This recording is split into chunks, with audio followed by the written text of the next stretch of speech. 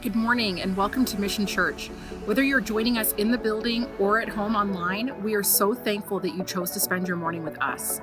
If you're new to Mission and would like to find out more about what we're about, or if you've been coming for a while and would like to get involved, please text START NOW to 94,000. This week we'll be starting our third week of our 21 days of prayer. Be sure to stay tuned to our social media pages throughout the week to catch a daily prayer led by people within our church body. So that's it from us. Have a great morning. And now let's take a look at some upcoming things happening at Mission Church. Darling, thanks for doing all this stuff for our family. Well, baby, I'd do anything for you. You know that. I know, and I'm so thankful. Well, look, I think Luke is ready to shoot the announcements. Hey, Dale, Sam, you guys seem to really love each other. Tell me, what's the secret to a happy marriage? Well, you're right. We do have an exciting marriage, but there isn't just one secret to a joyful marriage. The fact is, Dale and I make each other our priority. And we've learned so many secrets to a great relationship. Right you are, sweetie. All marriages are a work in progress, so we both make a conscious effort to show love and appreciation every day. Santa and I have found the ingredients to make our marriage a simply awesome experience for both of us. To put it into perspective, if I'm asked on a scale of 1 to 10 how I'm checking in today on my marriage to Sam, my response is somewhere around a 12, and that's the truth. Jeez, yeah, I'm usually at around a 15. Okay then, so if you all want to build a fire in your marriage so you too can check in at a 12 or a 15 or even a 20, then we encourage you to participate in the Unbreakable Marriage seminar right here in our church. We're excited to share with you the ingredients to a adoring and joyful marriage that's filled with emotional and physical intimacy. Physical intimacy? Now who wouldn't want to hear about that? Can I get an amen? The Unbreakable Marriage Seminar is for everyone over 18 years of age. It's a fast-paced and really enjoyable program. It's an 8-hour program over the course of 8 consecutive weeks. Our first 60-minute session will begin Monday, February 1st at 7 o'clock and continue every Monday night with our final celebration session, March 22nd. We'll be having fun doing the seminar live right here at church. That will also have a live stream for those who enjoy that format. This seminar is free to Mission family, but you'll want to get Sam's book, The Do's and Don'ts of Marriage, because you'll be needing it during the seminar. The book is available for purchase in the church lobby. So everyone, go to the Mission Church website to sign up or sign up in the lobby today. I guarantee you'll be glad you did. The relationship seminar that you just heard about is one of multiple groups and classes that are available to you. There are in-person as well as online opportunities for you to find and build community. Check out missionchurch.online/groups or classes to find out more information.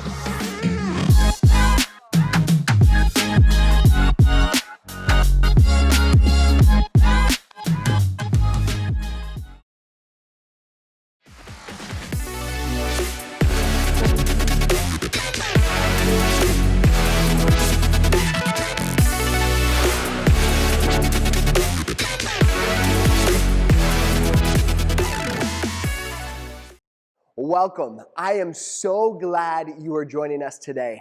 I believe that this message and this moment is going to bring great encouragement to you no matter what you're going through, no matter what season of life you're in. What I'm about to share with you is for you, and it's for today. Today we are in week 2 of this focus called the Gospel. It's a study in the Gospel of Mark, found in the New Testament of the Bible. And this word gospel means good news. And the reason that we're studying this is because the author of Mark was a guy named John Mark. And John Mark found himself in a place in life where he didn't think things could get any better. Maybe he didn't even think they could get any worse. And he writes to us from this filter of being in a season and a time where things did not turn out like he thought they were going to turn out. Can you relate? I know I can after this year and after this even few weeks in this new year. John Mark writes this perspective for us to say, listen, I know things aren't like we thought they would be. I know things aren't as we imagined or dreamed that they would be, but there's hope and there's a message. And so today we're going to get into the second part of this study together. Earlier today, as I was driving, I was on the phone with my dad. I was taking my son to his preschool. And as I'm driving, another phone call comes in. And my son was kind of caught off guard, and he sits in the middle, and he's kind of watching this, and he said, "Dad, what's going on?" And I said, "There's another call coming in." And he goes, "Well, you got to answer that. You got to answer that call. A call's coming in." I said, "No, it's a telemarketer." Because on the screen said this phrase, "spam risk." And I violently declined that call. Now, you know when a friend or a family member calls because you have their photo or an emoji that they've created. You know when a friend calls because you recognize the number or you have their name. But what about those unknown calls? Have you ever missed a phone call that was important because you didn't recognize the number? Have you ever had a call come through and you thought, "Man, I missed something important because I didn't have it saved"? Today, I want to talk about the idea of when Jesus calls us. How do we respond when he calls us and what he calls us to? And so let's look at this together. Mark chapter 1, verse 16. It says, "One day, as Jesus was walking along the shore of the Sea of Galilee, he saw Simon and his brother Andrew throwing a net into the water, for they had fished for a living. Jesus called out to them, 'Come, follow me, and I will show you how to fish for people.' And they left their nets at once and followed him. A little further up the shore, Jesus saw Zebedee's sons, James and John, in a boat repairing their nets.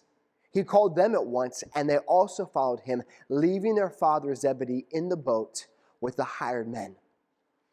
See, this is what's so refreshing about Jesus. In this day and age, Jesus was considered to be a rabbi, which was a teacher. It was a teacher of the Jewish law. And people looked to him not just as a man, but as a teacher. And rabbis, when they would call and they would invite someone to follow them, they would invite the most distinguished, the most well-represented, people from incredible families, people with the best of the best of the best degrees. It would be comparable to those that come out of an Ivy League school today.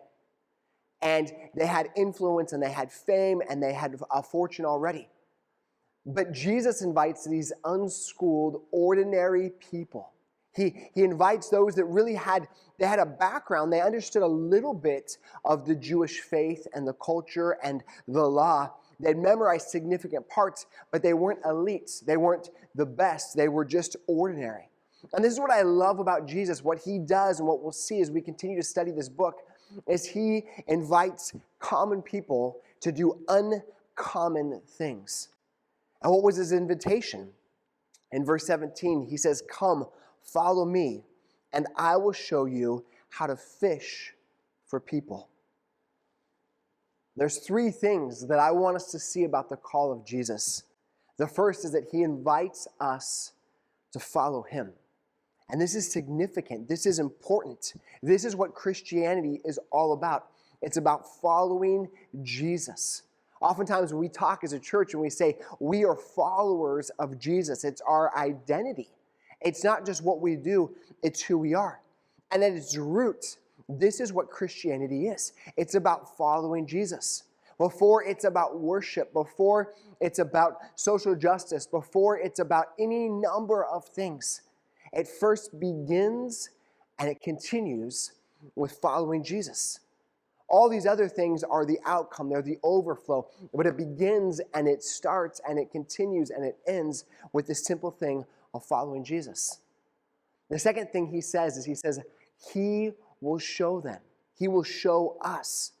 Notice what Jesus says. He says, "Follow me and I will show you." This means that there is this gradual process of following Jesus. There is this gradual process. We call it here at Mission Church an apprenticeship of Jesus. And we use this model when it comes to developing people and leaders and teams. The model at Mission is this, is I do, you watch, we talk. And then eventually, we do, we watch, we talk. And then eventually, you do, I watch, we talk. Until in time, you are now doing and someone else is watching and you're now raising up the apprentice. It's what Jesus did with his followers, and it's what he does with us. We're not getting thrown out of the boat into the deep end of the ocean, expected just to catch fish with our bare hands or with a pole or with a net. Jesus says, let me take you through this process. Let me take you along this journey. Let me lead you and guide you and instruct you. Let me raise you up to teach you how to do this. So not only does he invite us to follow him, he shows us how to do it. And then the final thing is that he meets us where we're at. I want you to catch this. I want you to see this. Jesus invited these fishermen to come and what? To now be fishers of men. He invited them to know and do what they had been given, what they'd been equipped with, their calling, their vocation, everything that they had been doing to go and follow him. In the same way, he invites us to do the same things. Maybe you are rehabilitating a house right now, and Jesus would say it's time for you to come alongside and help rehabilitate people, help restore and rebuild. Maybe you've been leading an organization. In the same way, I'm inviting you to take what you've known in leading that organization and now come and help lead people. It's the same truth. It's the same concept. God often invites us to do what we know, what we've been doing, what we've been equipped to do, using our backgrounds and our experiences to help further his purpose in people's lives. I think about Ray, who's one of the young women at our church. We showed her story this past Christmas. And I think about her story, and she was homeless. She was living on the streets. And she encountered God, and God helped her get off of the streets. And she worked so hard, and she strived, and she overcame so much. And then guess what she started doing? She started going back to those same streets and ministering to people. And when I heard her story, and I heard about what she was doing, I thought, there's no better person. There's no better person to go and to serve on the streets than someone who once lived there. He invited her to go back to what she had already come out of. He led her out of it to bring her back to it, to help lead other people out of it. And that is what God does. Now, I know for some of you, you might be saying, Ezra, that's encouraging. Man, I'm inspired by that. That's really cool to hear. But you got to know, unlike these fishermen, I have no experience. I have no relationship with Jesus. I don't know the Bible. I'm brand new to this. I'm still kind of like, 1 foot in, 1 foot out, not even sure if I'm ready to follow Jesus. What do you have to say to me? What about people like me? I don't even know if God would want me or could invite me or accept me. I don't know if God would be calling me because of the choices that I've made and the things that I've lived through. I just don't know. To you, I would say this. In the next chapter of Mark chapter 2, we see Jesus inviting someone else. In verse 13 of Mark 2, it says this. Then Jesus went out to the lake shore again and taught the crowds that were coming to him.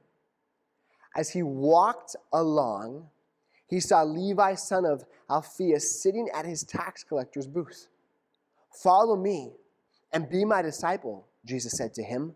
So Levi got up and followed him. Now, I know for most of us, we're not fans of the IRS until we get those stimulus checks, and suddenly we are grateful for them and we're thankful for them, or unless we get a return on our taxes. But in this era, in this day and age of the Bible, people were even less friends. They were even more distant from tax collectors because it was so unlike what we have today. You see, there was no system. There was no way to regulate and to monitor what kind of taxes you owed.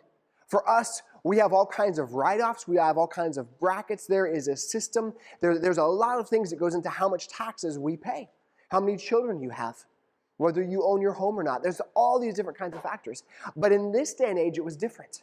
You see, someone that was a tax collector would go to the leaders of the city and say, I want to buy the rights to collect taxes for the city. And once they did, all they had to do was collect that amount, and anything else they collected was theirs. It was all gravy. It was all off the top.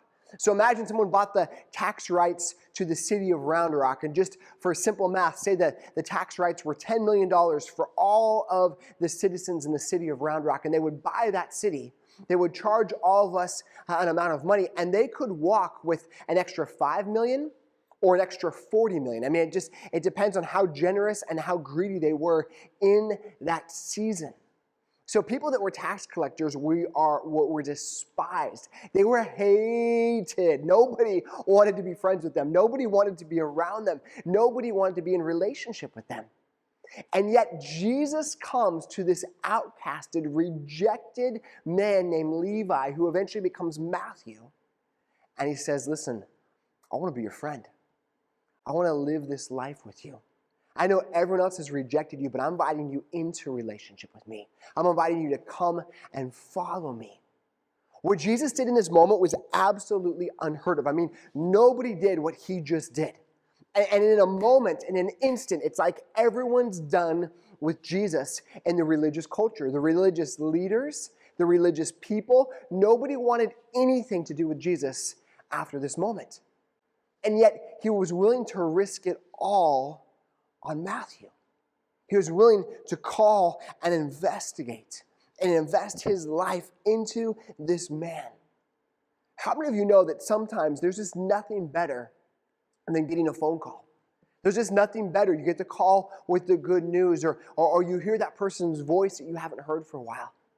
I remember years ago, we were on a family vacation to Australia, and I had just gotten engaged. And I remember not being able to have the ability to call my fiance. And I remember when we got to Australia after like 4 days, it had been the longest time that we had gone without talking. I found this payphone in this really shady area of town. And whenever I had a moment, I would walk the mile plus to this payphone, and I'd put in all these Australian quarters, and I would call my fiance.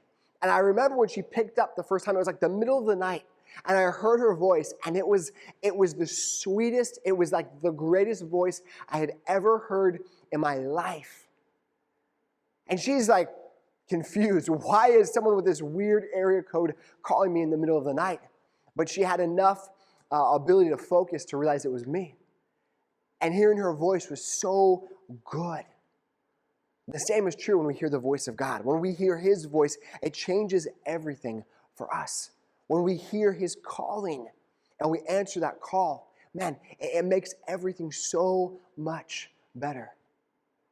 I know in 2021, we're all about texting, right? I mean, I receive so many more texts in a given day than I ever receive phone calls for, right? And there's so many ways to send text now. It's more than just texting. You can audibly text into a phone through Siri or whatever Android device you have, and that's why the text always comes off a little bit weird. You really got to read those texts. Believe me, I know from experience.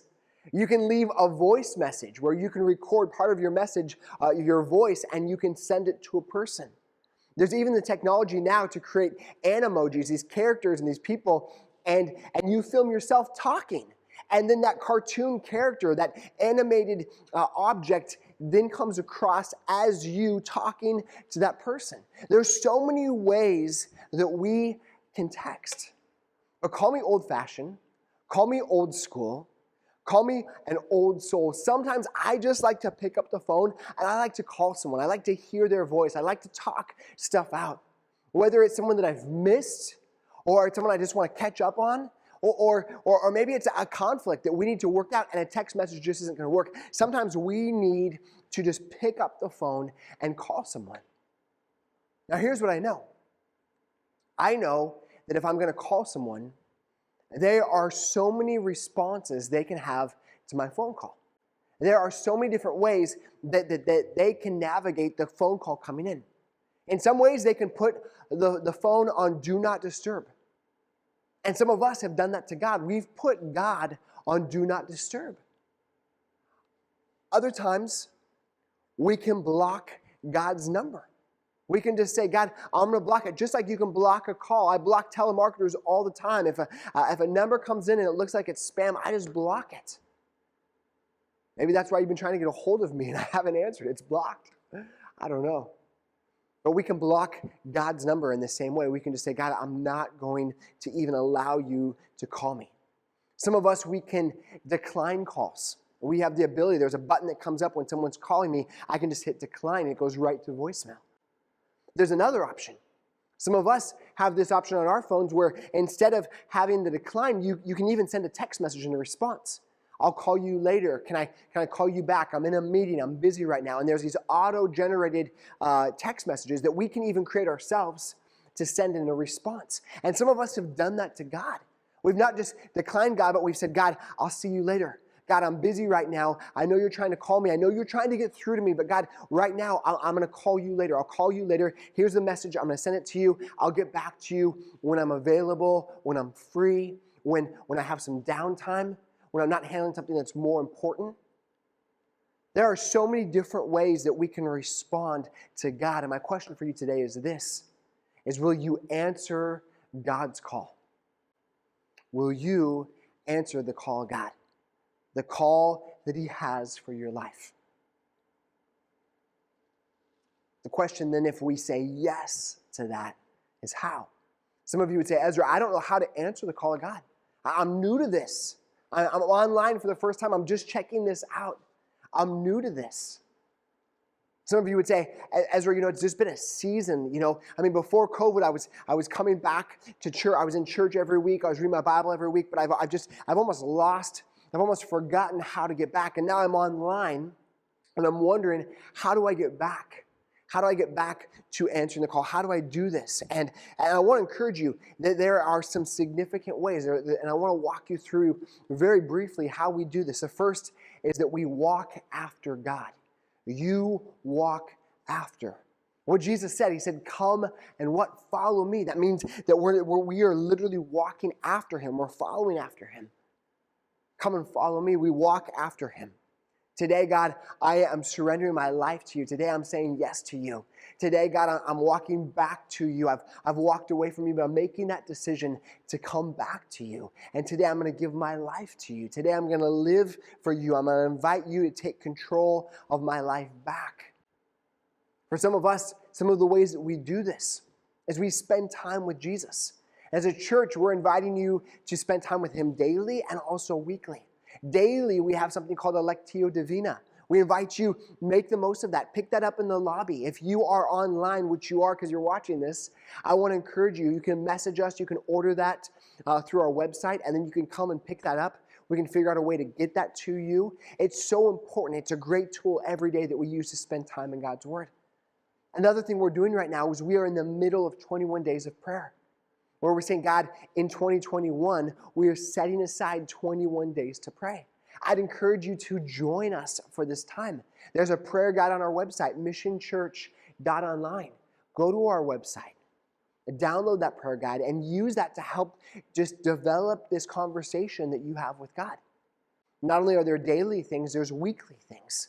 I invite you every Sunday to join us online. When you feel comfortable, come back into the building. But until then, continue. Make this a priority every single Sunday. Join us online.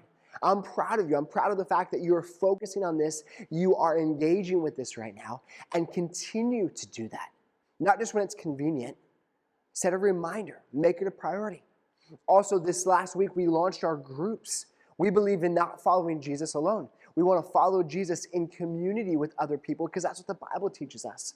So we launched our groups to follow God. I'd encourage you, a lot of our groups are online. And so you can join a group online just like you are watching this message online. They're taking place over Zoom. But make that decision to walk after God. The second thing that we do is that we walk away from. You walk away. These men walked away from their businesses. These men walked away from their livelihood. These men walked away from everything they knew, and they left it behind to follow Jesus. Now, I'm not saying for a moment that God's calling you to leave your job. I'm not saying that. He might one day call you to do that, but I'm not saying that's the case. That's not for everyone. But what are the things that we need to walk away from? Maybe it's an unhealthy relationship. Maybe it's someone that you're dating. Maybe it's a friend that always just has to bring you down. Maybe it's a coworker that's not your husband and not your wife. And you wouldn't want your husband or your wife to know about that coworker. And you need to now put some distance between you and that coworker. What are the things you need to walk away from? Maybe it's a habit. Maybe it's an addiction. Maybe it's some things that you're just investing your time into that you're saying, you know what, if I'm honest, it's not a bad thing, but it's not a great thing. I'm investing so much of my time into this thing. I need to invest more time into this. I was just talking to one of the people in our church that recently gave their life to Jesus. And they said, you know, before Christ, I'd come home from work, I'd eat dinner, and then I would be on some kind of screen, whether it was a television or it was an iPad or my phone, for like 3 or 4 or 5 hours until I'd go to bed. They said, now I'm in a group. Now I'm reading a book on God. There's this purpose to my life. And I still watch TV. I'm still on social media. But I'm not spending hours a day on those things. What are the things that you need to walk away from? So you don't just walk after. You don't just walk away. The final thing I want you to see is that we walk with. You walk with God. I love what Jesus does. He invites these men not just to walk away from one thing, he invites them to walk with him in something brand new, to be a fisher of men, to be a fisher of people. He says, I want you to come, and not just come, I want you to serve. I want you to give your life away. You see, Jesus doesn't just invite us into a relationship with him. He invites us into a purpose. He invites us to give our time and our energy to him and to his kingdom. He invites us to do something that's beyond ourselves. So it's not just that we come to Jesus and then we consume everything. It's not just that we say yes to Jesus and then we watch every message online. We read every book that we can. We read our Bible. We talk to God. But it also means that we now begin to give. The things that we're learning, we're now teaching others with. The things that are getting poured into us, we're now pouring into others. We are giving away what we've been given.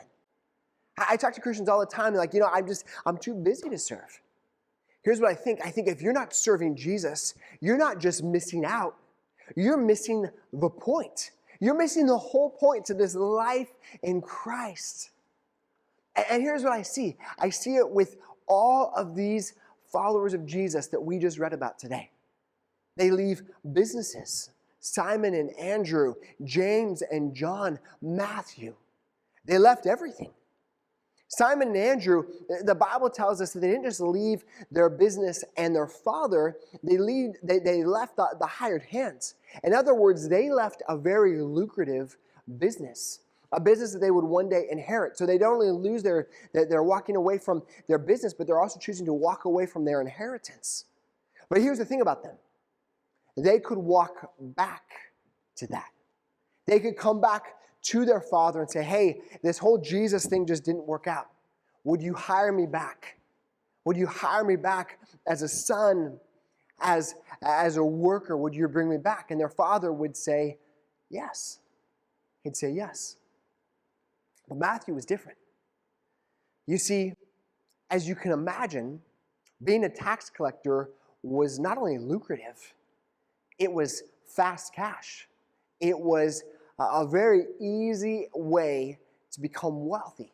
You've heard of get-rich-quick schemes. That's what tax collectors were in that day and age. So when Matthew walked away from his business, you know that there were so many other people waiting, ready to take it over. And they did.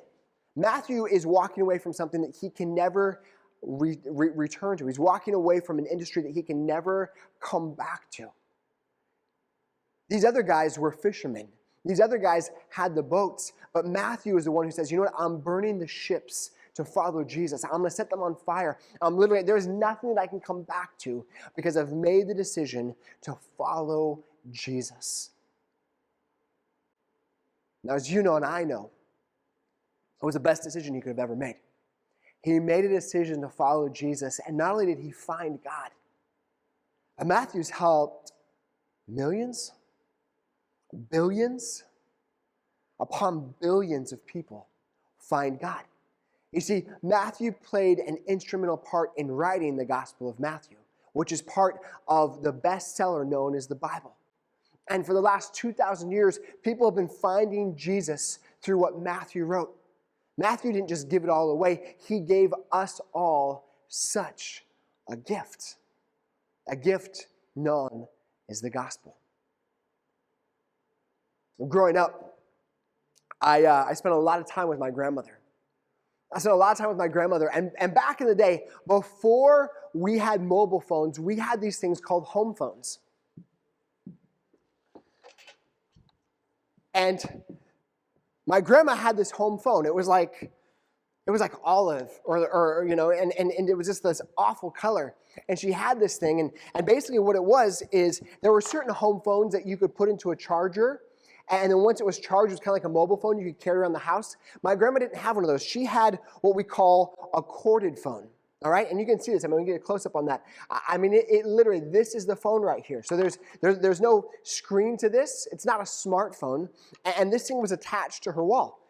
And this thing would ring, and she would go, and she'd answer it. And she talked into it like this, right? There was no speakerphone. There was no AirPods. There was no AirPod Pros. There was nothing. I mean, she would literally be like this. And everywhere she would go, she was attached to this wall.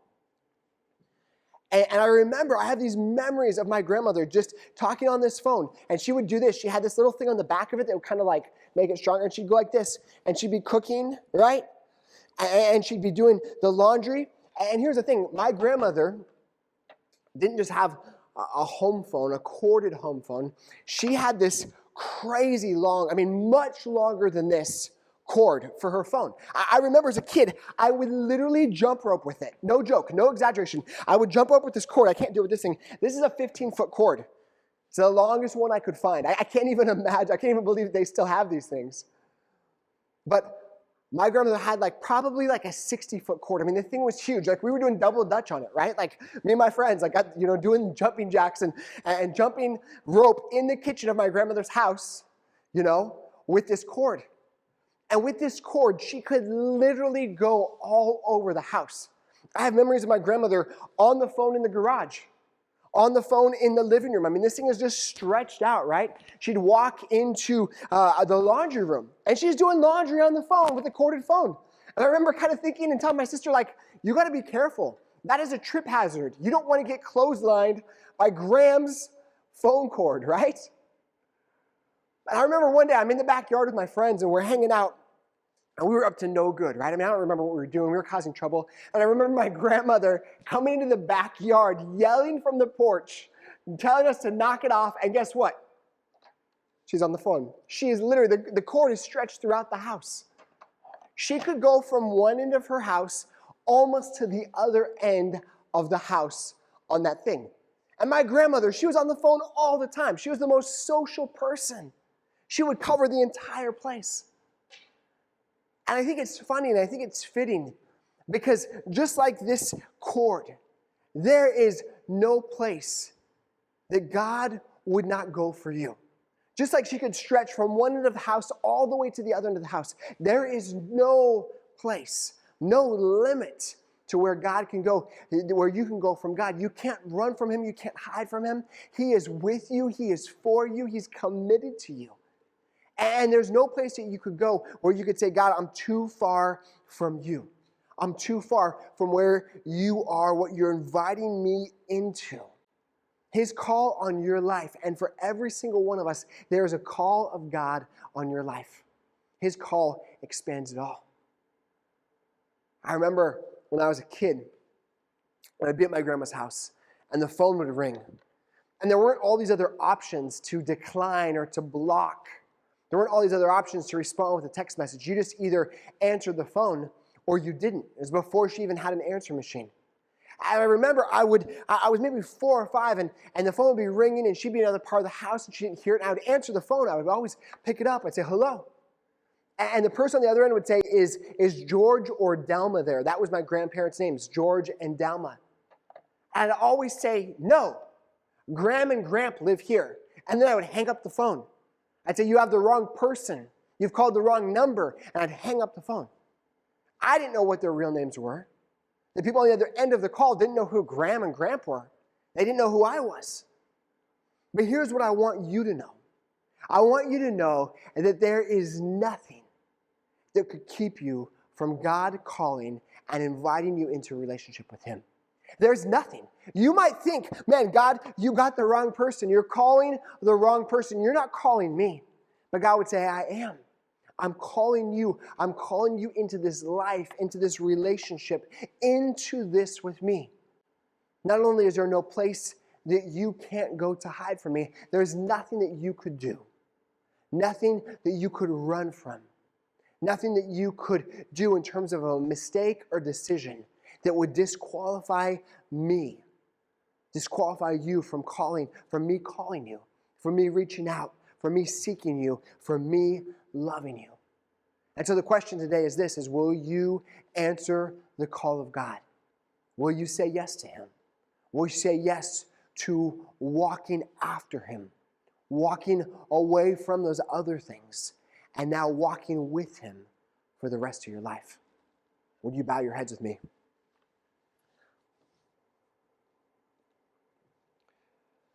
Today, wherever you're at, wherever you are watching this, I know God is speaking to you. I know that he has so much in store for you. And today, he just wants you to know that he loves you. He's committed to you. He's for you. He's not against you. And today, he's calling you. He's calling you and inviting you into a better life, into a better season, into a relationship with him. And it doesn't just affect where you go when you die. It affects life today. Today, will you say yes to him? Will you say yes to God? Wherever you're at, I want to give you that opportunity to simply say yes to him. If today is your day, just say, God, right where I'm at, I say yes to you. I say yes to a relationship with you. I say yes to following you. Today, if you said that, you made the greatest choice of your life. There's no greater choice that you will ever make between now and the day that you go home to be with him. But it's not a one and done choice. It is a daily choice. And as a church, we want to do all that we can to help you in this choice, to help you continue to answer the call of God. We want to ask you this. Would you, if you made that decision today where you said, yes, I said yes to God, I'm coming back to God, would you text this word, all one word, never the same, to 94,000? Never the same to 94,000. We have a gift for you. We want to help you on this journey with Jesus. We want to help you thrive in this season as you walk with him. God, we love you. We thank you that salvation is found in you and in you alone. We thank you for every person that's just said yes to you today. God, in this moment, in this decision, we not only celebrate, but your word tells us that all of heaven is celebrating. And so now as we walk with this out with you, would you be with us? In your mighty name we pray. Amen. Amen.